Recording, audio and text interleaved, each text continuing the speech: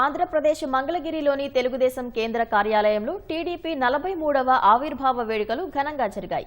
ఈ కార్యక్రమంలో AP CM, Telugu Desam అధినేత చంద్రబాబు నాయుడు, పార్టీ ప్రధాన కార్యదర్శి లోకేష్ సహా టీడీపీ కీలక నేతలు, శ్రేణులు భారీగా హాజరయ్యారు.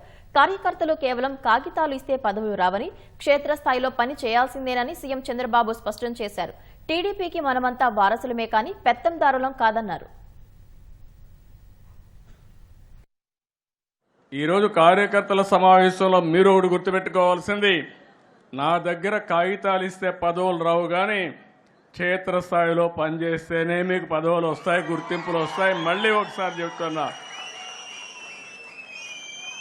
నేను ఆ విషయంలో మీరందరూ గుర్తుపెట్టుకోవాల్సిన అవసరం. ఇంకా మనకు ఏదో కాగితం ఇస్తే పదవి వస్తుందని ఆలోచన చేస్తున్నారు కానీ వేదిక పైనున్న ఏ నాయకుడు చెప్పినా, రాష్ట్రంలో ఏ నాయకుడు చెప్పినా నేనింటా.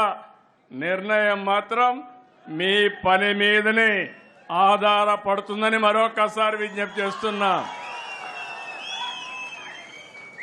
ఒకప్పుడు మనం ఒకసారి ఆలోచిస్తే ఈ పార్టీకి మనందరం వారసులం. ఈ విషయం మీరందరూ గుర్తుపెట్టుకోవాల్సిన అవసరం ఉంది.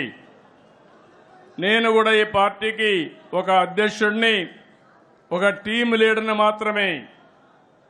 నా ఆలోచన తెలుగుదేశం పార్టీ శాశ్వతంగా ఉండాలి. తెలుగువారున్నంత వరకు తెలుగువారి కోసం తెలుగుదేశం పార్టీ ఉంటుంది. దాంట్లో ఏమాత్రం అనుమానం లేదు. మనందరం వారసులం మాత్రమే కానీ పెత్తందారులు మాత్రం కాదు.